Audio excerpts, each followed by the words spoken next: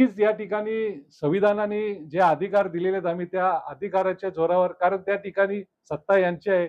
महापौर आज बघत असाल तुम्ही, आज महिला आरक्षणाबद्दल देशभर गाजावाजा चालू आहे. पण त्या ठिकाणी आपण महासभा बघत असाल तर आमची सन्माननीय सदस्य लीलाताई गरड यांना तर निलंबनाची भाषा बोलत होते महापौर. तुम्ही चुकीचे प्रश्न ठीक आहे.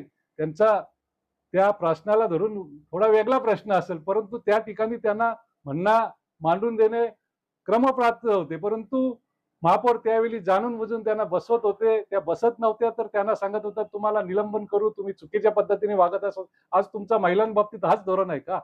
तुम्ही महिला आरक्षणाबाबत महिलांबद्दल इकडे-तिकडे बोंबा मारत सुटल्या आणि आज एक महिला तिथे पोटतिडकीने प्रश्न मांडत आहे का? स्वतःचे प्रश्न तिथं मांडत नव्हते.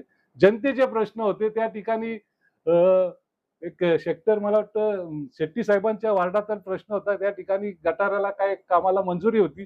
त्यांचं म्हणणं होतं, की माझे खारघर पण त्या जनतेचे प्रश्न आहेत, ते तुम्ही त्याच्यात समाविष्ट करा. परंतु महापौर त्यांना प्रत्येक वेळी बोलत होते, तुम्ही त्याच प्रश्नासंदर्भ विचारा. ती जनतेचे प्रश्न मांडत होती आणि तुम्ही निलंबनाची भाषा करता.